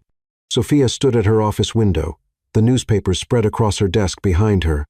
For a week, she had weathered the storm of the attempted takeover, fighting with everything she had to maintain control of Wren Financial. Now, as dawn painted the city in shades of possibility, she tried to understand the magnitude of what Ethan had done. Her phone buzzed with a text from her CFO. He sold everything, not just the shell company shares, all of his holdings, at below market value, to a consortium of women-owned investment firms. Another message followed quickly. Wren Financial stock up 30% on opening. The market loves the new ownership structure. Sophia's hands trembled as she read the full story. Ethan hadn't just sold his shares. He had orchestrated a complete transformation of both companies' ownership structures. Carter Enterprises and all its subsidiaries were now majority owned by a diverse group of investors with binding commitments to maintain ethical business practices. The elevator dinged behind her, and she knew without turning who it would be. Only one person had the authority to override her security protocols. "Your brother's security clearance," she said quietly, still facing the window. "That's how you got up here." Nathan agreed to help on one condition. Ethan's voice was rough with emotion.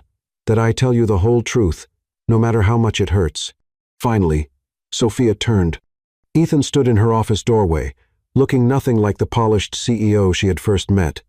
His suit was rumpled, his hair disheveled, his eyes shadowed with exhaustion, but it was the raw vulnerability in his expression that made her heart clench. "The truth," she gestured to the newspapers. "Isn't it all here in black and white?" "No." He took a step forward. then stopped when she tensed. "The truth is that I fell in love with you the moment you walked into that boardroom and challenged everything I thought I knew about success. The acquisition plan was already in motion, had been for months, but the moment I saw you," he ran a hand through his hair in frustration, "everything changed." Pretty words from a man who built an empire on manipulation. Yes. His acceptance of the accusation surprised her. I was that manth corporate raider who saw people as pieces on a chessboard. "But you," his voice softened, "you made me want to be better. Every moment we spent together was real. Sophia, every conversation, every touch, every dream we shared. And the shell company? The staged failed takeover?"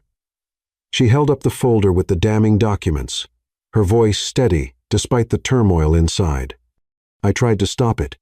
He pulled a folder from his briefcase and placed it on her desk. "Here are the board minutes from the emergency meeting I called the morning after our first dinner. I moved to terminate the acquisition strategy. They voted me down." Sophia opened the folder with trembling fingers. The documents confirmed his story, including his threatened resignation, which the board had rejected. "Why didn't you tell me?" "Because I was a coward." Ethan's honesty was brutal. "I thought I could find a way to protect both you and the company I'd built. I thought if I stepped back, appointed Elizabeth as CEO, the board would follow my lead. But I underestimated their determination to complete the acquisition." He took another step closer, and this time Sophia didn't back away.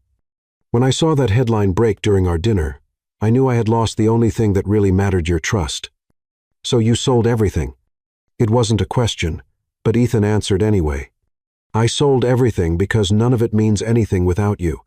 Because the man I want to be, man you made me want to be, doesn't need an empire. He just needs a chance to prove that his love is real." Tears threatened as Sophia looked at the man before her, the billionaire who had given up everything to prove his heart was true. "You could have fought the board, maintained control." "I could have." He moved closer still, close enough that she could see the tears in his own eyes. "But every second I spent fighting them was another second you believed I had betrayed you. And that was more painful than losing everything I'd built." "Ethan." Her voice broke on his name. "I love you, Sophia Wren." He reached for her hand, and this time she let him take it. "I love your brilliant mind and your determined spirit. I love how you fight for what you believe in and never compromise your integrity. I love that you made me want to be worthy of you." His thumb traced patterns on her palm, sending shivers up her arm. "I know I don't deserve your forgiveness, but please, let me spend the rest of my life trying to earn it." Sophia looked into his eyes, seeing past the powerful CEO to the man who had bared his soul in journal pages, in piano music. "You hurt me," she whispered. "I know." His voice cracked. "And I will regret that until my dying day." "But Sophia," he raised their joined hands to his heart, "what we have is real. The poetry and the piano music, the sunrise conversations and midnight dances, that's who we really are. The corporate games, the acquisitions, that was who I used to be before you showed me what really matters." She could feel his heart racing beneath their joined hands. "And who are you now?" "Just a man in love with an extraordinary woman. A man who wants to build something real, something based on trust and respect instead of power plays and hostile takeovers." His free hand came up to cup her cheek. "A man who hopes it's not too late to prove that love is stronger than betrayal." Sophia leaned into his touch despite herself. "It won't be easy," she warned. "Trust, once broken, takes time to rebuild." "I know." His thumb brushed away a tear she hadn't realized had fallen. "But I'm willing to wait, to work, to prove myself worthy of your trust again." She studied his face, seeing the sincerity in his eyes, the hope and fear warring in his expression. "Why?" she whispered. "Why give up everything?" "Because you taught me that true wealth isn't measured in stock prices or corporate acquisitions. It's measured in the beat of a heart that knows love."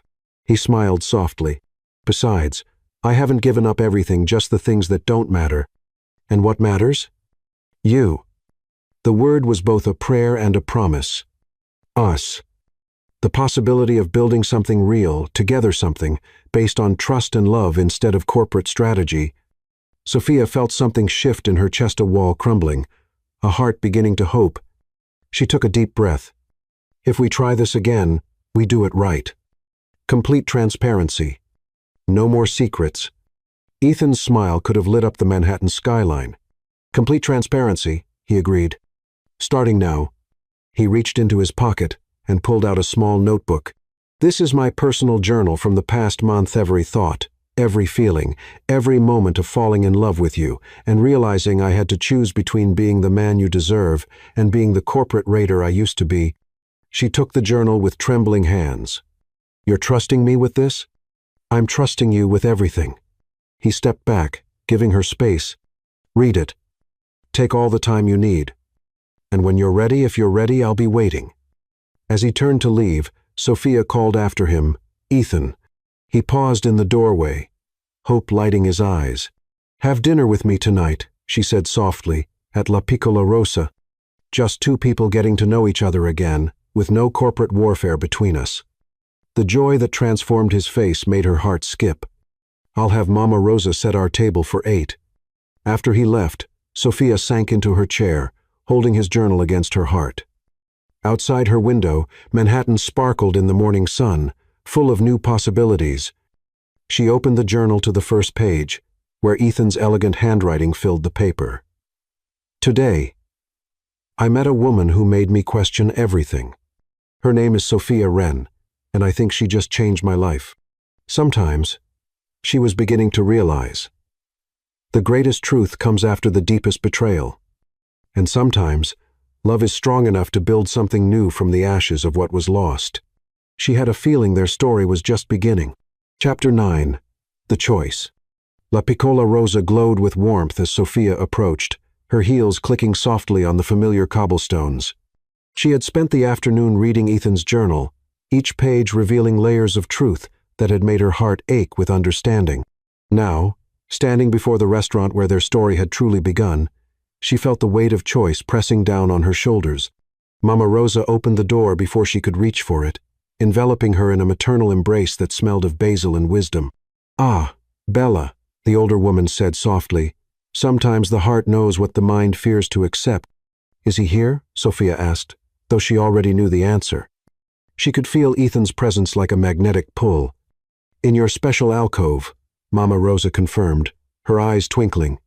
He has been here since sunset, playing that old piano and looking like a man who has found his soul's purpose. The sounds of Chopin floated through the air as Sophia followed Mama Rosa through the restaurant. She recognized the Peace Nocturne in E-flat major, same one Ethan had played for her that night in his penthouse. But there was something different about it now, a vulnerability in the interpretation that made her breath catch. Ethan sat at the small piano in the corner, his back to her as his fingers danced over the keys. He had shed his suit jacket, his shirt sleeves rolled up to reveal strong forearms that moved with graceful precision. The tension in his shoulders told her he knew she was there, but he finished the piece before turning to face her. You came, he said softly, his eyes drinking her in like a man dying of thirst. I read your journal. Sophia moved closer, drawn by the raw emotion in his gaze. Every page. Ethan's hands clenched on his thighs. And? I understand now. She sat beside him on the piano bench, close enough to feel his warmth but not quite touching. The man who started that acquisition strategy isn't the same man who wrote those pages, isn't the same man who gave up an empire to prove his love was real. No, he agreed, his voice rough with emotion. That man died the moment he saw you walk into that boardroom. It just took him a while to accept it. Sophia touched one of the piano keys gently, the note hanging in the air between them. You wrote about that moment, about how you felt your world shift on its axis. It did. Ethan's hand moved to cover hers on the keys, sending electricity up her arm.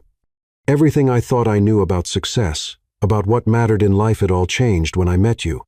But I was too afraid to admit it at first. Afraid of what? Of feeling this much. Of being vulnerable. Of letting go of the control I thought I needed. His thumb traced patterns on her wrist. Of loving someone more than I loved power. Sophia turned her hand in his, their fingers intertwining naturally. The journal entries after our first dinner, the way you described fighting with your board, trying to stop the acquisition. I should have told you everything then. Self-recrimination filled his voice. Should have trusted that you were strong enough to handle the truth. Maybe. She squeezed his hand gently, Or maybe we both needed to go through this to understand what really matters. Ethan's free hand came up to cup her cheek, turning her face toward his. And what matters to you, Sophia? She looked into his eyes, seeing past the powerful CEO to the man who had bared his soul in journal pages, in piano music. Truth, trust, the courage to be vulnerable. Her voice softened. Love. I love you, he whispered, the words carrying the weight of absolute truth. More than empire building, more than corporate victories, more than anything I've ever known. Show me. Sophia challenged softly. Ethan's hands moved to the piano keys, and the opening notes of Debussy's Clair de Lune filled the air. But this time, he began to sing softly, his rich baritone giving words to the melody. I've built walls of steel and glass, thinking power was all that would last. But your love showed me what I couldn't see, that true wealth lies in vulnerability. Tears pricked at Sophia's eyes as she recognized the lyrics from his journal, a poem he had written during those sleepless nights after their separation. As the music swelled, Ethan continued, I'd trade every victory, every golden crown, just to build something real with you now. Trust me once more. Let me prove that my heart beats only to love you. The final notes faded into silence, but Ethan's eyes remained locked with hers, laying his soul bare, in a way no corporate titan ever would. I wrote that the night I decided to sell everything, he said softly, sitting at my piano, realizing that all the success in the world meant nothing if I couldn't share it with you. Sophia raised a hand to trace the line of his jaw, feeling the slight tremor that ran through him at her touch. You really gave up everything. No. His hand covered hers against his cheek. I gave up the things that were keeping me from everything that matters. There's a difference. And what matters now? Building something real with you, not empires of glass and steel, but a foundation of trust and love. His other hand found her waist, drawing her closer on the piano bench. If you'll give me the chance. Sophia studied his face, seeing the truth written in every line. No more secrets. Complete transparency. He promised, in business and in love. No more corporate games. A smile touched his lips. The only game I want to play is seeing how many ways I can make you smile each day. And if I say we need to take it slow, then I'll court you properly. His voice held absolute conviction. I'll prove my love every day, in small ways and large, until you trust not just my words but my heart. Sophia felt the last of her walls crumbling as she looked into his eyes. I do trust your heart, she whispered. That's what scares me most. Then let me show you that your trust isn't misplaced. Ethan's thumb brushed her lower lip. Let me spend the rest of my life proving that love is stronger than fear.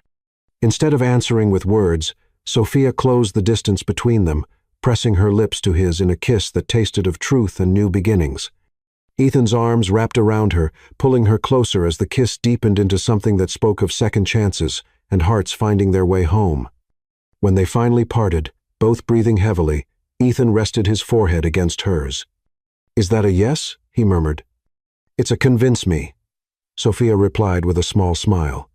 Show me this new man you've become. Show me that love really can build something stronger than corporate empires. Challenge accepted. Ethan pressed a soft kiss to her temple. Starting now. He turned back to the piano, his fingers finding the keys once more. This is something I've been working on, a piece that tells our story, from that first meeting to this moment of new beginnings. As the music began to flow, weaving together themes of challenge and surrender, passion and trust, Sophia felt her heart expanding with possibility. She leaned against Ethan's shoulder, watching his hands create beauty from ivory and emotion, and knew she had made the right choice. Sometimes, love requires a leap of faith. Sometimes, the greatest victories come not from conquering empires but from surrendering to the truth in your heart. And sometimes, when you're brave enough to choose love over fear, you find that what you're building is stronger than anything that came before. The music swelled around them, filling the restaurant with promises of tomorrow as two hearts that had been meant for each other finally found their way to the truth. Chapter 10. The Storm. The headline exploded across every major financial news outlet on a quiet Tuesday morning. Leaked intimate photos of Ren, financial CEO, and former rival Ethan Carter. Sophia's hands trembled as she looked at the images splashed across her tablet screen. They were from their first night at the Metropolitan Museum gala stolen moments, captured by someone with access to the security feeds. Her and Ethan dancing, his hand at the small of her back, their faces close together as they shared secrets over champagne, the way they looked at each other, the chemistry undeniable even in grainy security footage. The accompanying article was brutal, questioning whether their relationship had influenced business decisions, suggesting impropriety in the timing of Ethan's divestment from Carter Enterprises. The comments section was worse, filled with insinuations about how a black woman had risen to power in corporate America. Her office door burst open as Nora rushed in. "Miss Wren, the board is demanding an emergency meeting. The PR team has already received calls from every major network and—" "Get me Ethan," Sophia interrupted, her voice steady despite the chaos erupting around her. Now. She didn't have to wait long. Within minutes, the elevator doors opened, and Ethan strode in, his face a mask of controlled fury. He had clearly come straight from his morning run, wearing track pants and a fitted athletic shirt, his hair still damp with sweat, but his presence filled the room with the same power it had when he wore $5,000 suits. "I've already got my legal team tracking the source," he said without preamble, moving to her side. "And the Met's security director is a personal friend. We'll find who did this." Sophia looked up at him, seeing the mix of rage and concern in his eyes. "The board meeting, cancel it." Ethan's voice was firm. "We do this together, on our terms. No more letting others control our narrative." "Ethan." "No." He knelt beside her chair, taking her hands in his. "I know that look, Sophia. You're thinking about damage control, about protecting Wren Financial's reputation. But I won't let you sacrifice us to appease small-minded people who can't understand what we have." She touched his cheek, feeling the tension in his jaw. "The comments, the implications, are beneath you." His eyes blazed with intensity. "You built Wren Financial through brilliance and determination. Anyone who suggests otherwise isn't worth your time. But the shareholders will see exactly what we show them." Ethan stood, pulling her up with him. "Trust me." The question held echoes of their past, of trust broken and rebuilt. Sophia looked into his eyes and saw nothing but love and determination. "Yes. Then let's face this together." He pulled out his phone, fingers flying over the screen. "Nora, call a press conference. 1 hour, in the Wren Financial lobby. And get me a suit from my office." Sophia raised an eyebrow. "You keep suits in your office?" His smile was both sheepish and charming. "I might have started keeping a few things here just in case." The hour passed in a whirlwind of preparation. By the time they descended to the lobby, both were immaculately dressed. Sophia in a powerful red-sheath dress, Ethan in a perfectly tailored gray suit. The space was packed with reporters and cameras, all hungry for scandal. But before they could face the media, Ethan pulled Sophia into a quiet corner. "Whatever happens out there," he said softly, "remember this, I love you. Not in secret, not with shame, but proudly and completely. Let them see that truth." Tears threatened, but Sophia blinked them back. "I love you too." Ethan's smile could have lit up Manhattan. "Then let's show them what real power looks like. Two people strong enough to choose love over appearances." They stepped to the podium together, Ethan's hand warm and steady at the small of her back. The cameras exploded with flashes, questions being shouted from every direction. But when Ethan spoke, his voice commanded silence. "Yes, the photos are real." His voice carried authority and pride. "They show me falling in love with the most extraordinary woman I've ever met, a brilliant CEO who outmaneuvered me in the boardroom, and then showed me that true success isn't measured in corporate acquisitions, but in the courage to be vulnerable." He turned to look at Sophia, his eyes soft with emotion. "I'm proud that these photos exist. Proud that they capture the moment I realized what really matters in life. Proud to stand here beside the woman who made me want to be better." Sophia stepped forward, her voice clear and strong. "The timing of these leaked photos is clearly meant to suggest impropriety. So let me be clear. Every business decision made by both Wren Financial and Carter Enterprises has been thoroughly documented and approved by our respective boards. The only thing these photos prove is that sometimes love arrives in unexpected places." A reporter shouted, But the timing of Mr. Carter's divestment was a choice made from love? Ethan interrupted. I chose to sell my shares and step down from Carter Enterprises because I wanted to build something real with Sophia Something, based on trust and respect, not corporate power plays. Another voice called out, Miss Wren, how do you respond to suggestions that I somehow manipulated one of the most powerful CEOs in Manhattan? Sophia's voice held steel beneath its smoothness. I earned my position through hard work and merit. The fact that I also found love doesn't diminish my achievements, it enhances them. Because a truly strong woman doesn't have to choose between success and love. Ethan's hand found hers, their fingers intertwining naturally. The person who leaked these photos thought they would shame us, he said, his thumb stroking her knuckles. Instead, they've given us the opportunity to show that love is nothing to hide, that two powerful people can choose to be vulnerable together, that real strength lies not in corporate warfare but in the courage to let someone into your heart. The questions continued. But Ethan and Sophia answered them together, their united front and obvious devotion transforming what was meant to be a scandal into something inspiring. By the time they left the podium, social media was ablaze with support, their love story capturing hearts across the globe. Later that evening, in the sanctuary of Ethan's penthouse, they stood on the balcony, watching the sun set over their city, Ethan's arms wrapped around Sophia from behind, his chin resting on her shoulder. You were magnificent today, he murmured, pressing a kiss to her neck. We were magnificent, she corrected, leaning back against his chest. I never thought I'd say this, but I'm glad those photos leaked. Oh? His lips curved against her skin. They forced us to be public about our relationship.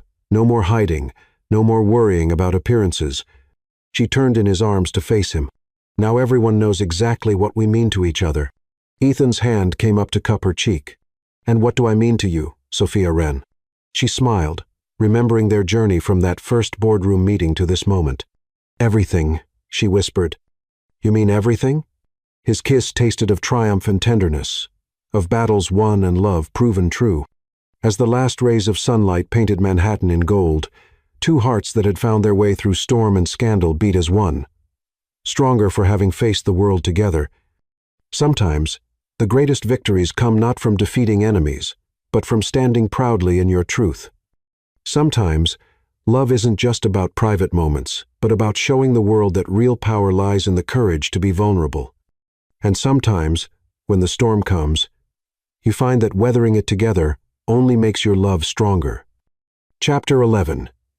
The Resolution. The boardroom of Wren Financial hummed with anticipation as Sophia stood at the head of the table, her presence commanding attention without demanding it. The morning sun streamed through floor-to-ceiling windows, catching the diamond on her left hand, Ethan's grandmother's ring, given to her last night in a moment of quiet perfection at La Piccola Rosa. Ladies and gentlemen of the board, she began, her voice clear and strong. I've called this meeting to propose something unprecedented in corporate history. The doors opened, and Ethan entered, carrying himself with the quiet confidence of a man who had found his true purpose. Gone was the corporate raider who had once tried to take over her company. In his place stood a partner, an equal, a man whose love had helped her dream bigger than she ever had before.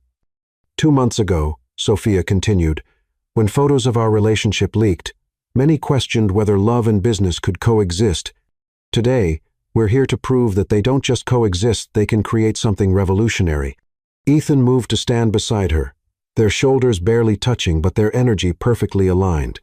What we're proposing, he added, is a new model of corporate leadership, not a merger in the traditional sense, but a partnership that will transform both our companies and the industry itself.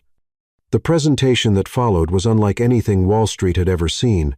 Slides showed plans for the Future Leaders Initiative, a joint venture that would identify and support underrepresented entrepreneurs. Charts demonstrated how combining Wren Financial's ethical investment strategies with Ethan's tech innovation expertise could create sustainable growth while promoting diversity. This isn't just about business, Sophia explained, her passion evident in every word. It's about creating lasting change, about proving that success doesn't require sacrificing integrity, and about showing that love can be the foundation for something powerful. Ethan added, his hand finding hers on the presentation remote. When I first met Sophia, I thought corporate success meant hostile takeovers and power plays. She showed me a better way. The board members exchanged glances as the scope of the proposal became clear. This wasn't just a business plan, it was a revolution in corporate culture, sparked by a love story that had captured the public's imagination.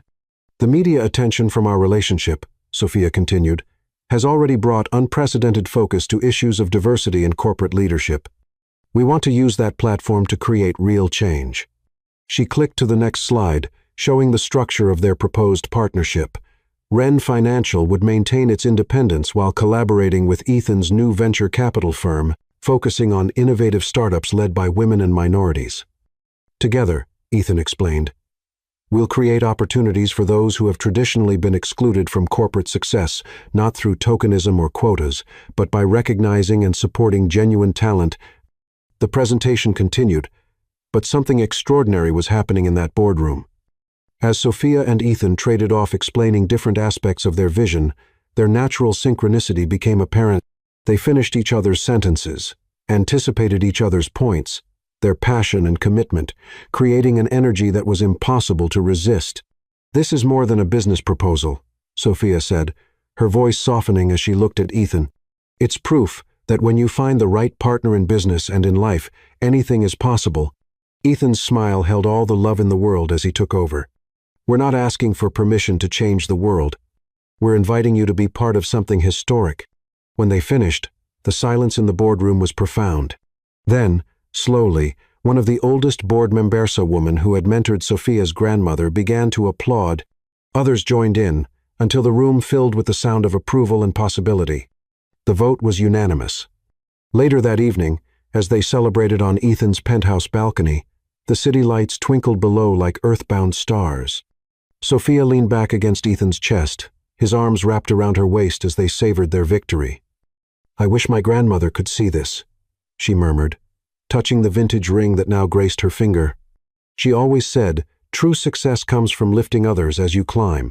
She can see it. Ethan pressed a kiss to her temple. Through you, through every life, we'll change together. Sophia turned in his arms, reaching up to trace the lines of his face, the face that had become her home. Did you ever imagine, that first day in the boardroom, that we'd end up here? His laugh was soft and warm. I knew you would change my life. I just didn't know how completely. His hand came up to cup her cheek. You made me want to be better, Sophia, not just as a businessman, but as a human being. We made each other better, she corrected, leaning into his touch. That's what real partnership is about. The sound of the elevator announced the arrival of their guests. Soon, the penthouse filled with the people who had been part of their journey. Mama Rosa, bringing her famous tiramisu, Nathan and his wife, Elizabeth, key members of both their teams who had helped shape their vision. As Ethan played the piano, his music floating through the evening air, Sophia watched their chosen family celebrate together, the women from the board chatting with young entrepreneurs they were mentoring, corporate lawyers discussing social justice with community organizers, worlds merging, barriers breaking. All because two people had been brave enough to choose love over convention. Dance with me, Ethan said suddenly, appearing at her side and offering his hand. The piano now played a recorded version of the piece he had composed for her, their love story, in musical form. As they swayed together under the stars, Sophia remembered their first dance at the Met, how far they had come from those uncertain beginnings. You know, she said softly, when those photos leaked, I was terrified it would destroy everything I'd built. And now? Now I understand that love doesn't diminish. Success, it amplifies it. She smiled up at him. You taught me that it's possible to have both. Ethan's arms tightened around her. You taught me what real success looks like, that all the corporate victories in the world mean nothing without someone to share them with. Their guests had fallen silent, watching them dance with knowing smiles, these two powerful people who had found something more precious than power, more valuable than corporate empires. I love you, Ethan murmured, his forehead resting against hers, more than I ever thought possible.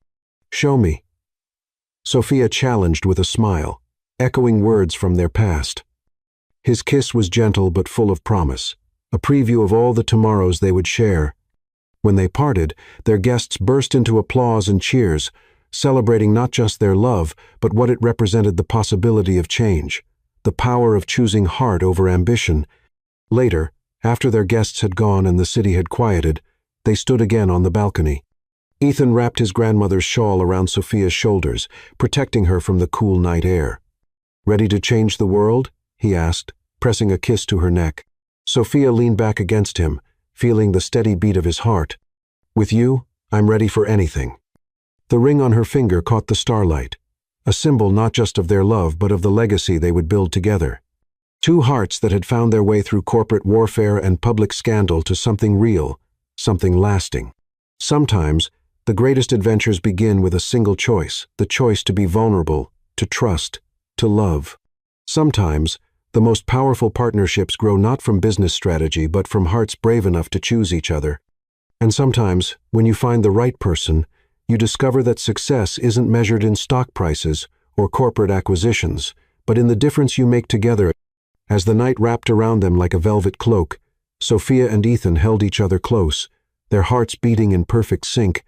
Tomorrow, they would begin their mission to change the corporate world. But tonight was for them two souls who had found in each other something more precious than any empire. Love, they had learned, was the greatest merger of all. Chapter 12. The Promise. Snow fell softly over Washington Square Park, transforming Manhattan into a winter wonderland. 1 year had passed since that first fateful meeting in the boardroom, 1 year since a corporate takeover attempt had unexpectedly led to love. Now, as evening descended, tiny lights twinkled in every tree, creating a magical canopy over the park's iconic arch. Sophia stood beneath that arch, snowflakes catching in her hair like diamond stars. Ethan had asked her to meet him here, saying only that he wanted to recreate their first walk together, but something in his voice, a mixture of nervousness and joy she'd never heard before, told her this night would be different. The sound of a piano drifted through the cold air, their song, the piece Ethan had composed for her, being played by a string quartet she couldn't yet see. Then, through the curtain of gently falling snow, she saw him approaching. Ethan moved toward her with purpose, his black coat dusted with white, his eyes fixed on her as if she were the only person in the world. In his hand, he carried a single white rose, like the ones he had left on her desk each morning during their separation, a symbol of pure love and new beginnings.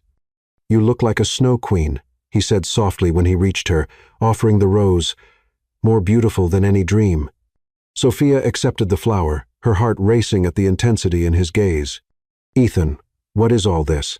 Instead of answering, he took her free hand and led her to the center of the park. As they walked, lights began to illuminate the path, hundreds of paper lanterns creating a warm glow in the winter evening. The music grew stronger, and Sophia gasped as she saw what waited ahead. A circle of light had been created by dozens of antique brass lanterns, their flames protected from the snow by glass chimneys. In the center stood the quartet, playing on despite the weather, their music weaving magic through the night air. Around them, rose petals lay scattered on the snow, creating a carpet of crimson against white. But what brought tears to Sophia's eyes were the photographs, enlarged and illuminated, floating like memories in the night. Their first dance at the Met, their dinner at La Piccola Rosa, the press conference where they had faced scandal together, moments from their journey, captured and transformed into art. 1 year ago, Ethan began, his voice carrying emotion that made her heart tremble. "I thought I knew what success looked like.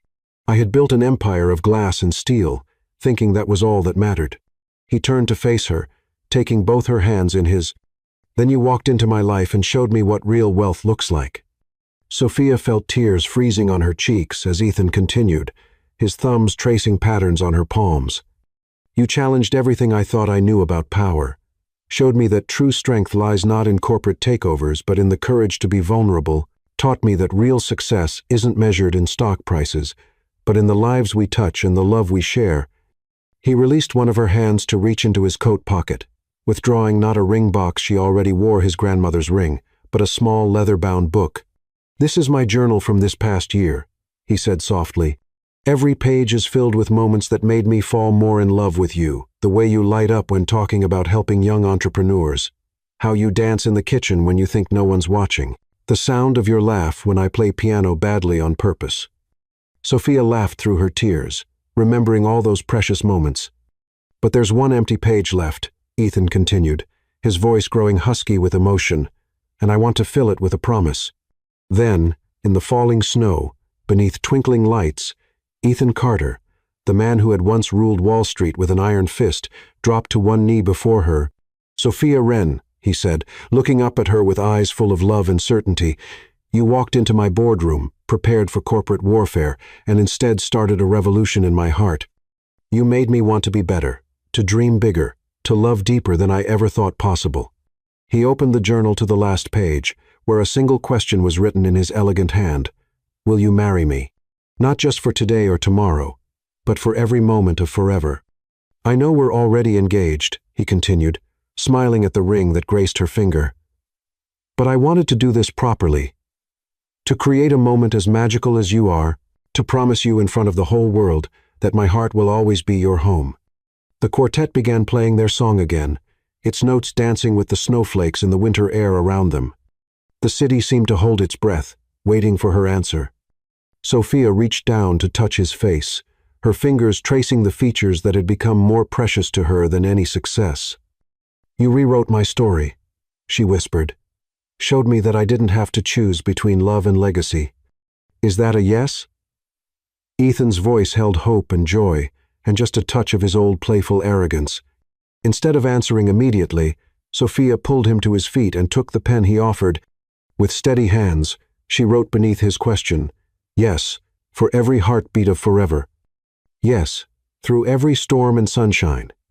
Yes, to building dreams and changing worlds together. Yes, my love, always, yes." Ethan's smile could have melted all the snow in Manhattan as he pulled her into his arms. Their kiss was gentle at first, then deepened into something that spoke of passion and promise, of futures bright with possibility. When they finally parted, breathless and glowing, the park had filled with people, their friends and family emerging from the shadows to celebrate with them. Mama Rosa appeared with champagne and tears of joy. Nathan hugged his brother while Elizabeth embraced Sophia. Their corporate teams who had become family cheered and threw rose petals as music filled the night and love filled their hearts. Ethan held Sophia close, dancing with her in the falling snow. "Happy?" he murmured against her temple. "Beyond words," she replied, then smiled up at him. "Though I do have one question. Anything. That first night, when you promised it would only be one night." She traced the line of his jaw with gentle fingers. "Did you know, even then, that you were lying?" Ethan's laugh was rich and warm. "I think my heart knew what my head hadn't figured out yet, that one night with you would never be enough, that I'd want every night, every morning, every moment for the rest of our lives." "Smooth talker," Sophia teased, but her eyes shone with love. "Only with you," he promised, then kissed her again as snow fell like stardust around them. Later that night, in the warmth of their penthouse, they stood on their balcony, watching the city sparkle below.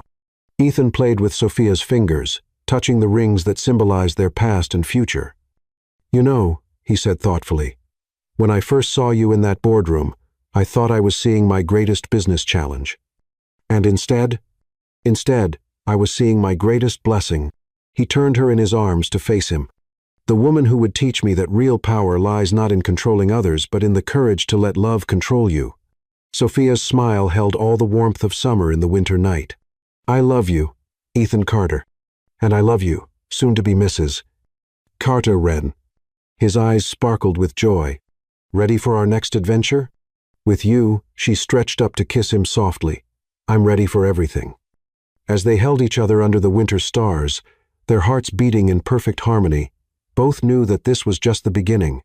Their love story, which had started with one promised night, would continue for a lifetime of nights, each one more precious than the last. For sometimes, the greatest adventures begin with a single step or a single night. Sometimes, the most powerful love stories grow from moments of conflict. And sometimes, when two hearts are brave enough to choose love over everything else, magic happens. Just ask the corporate raider who learned to lead with his heart, and the brilliant CEO who discovered that love only makes you stronger. They'll tell you that some promises are meant to last forever. One night had become forever, and forever was just the beginning.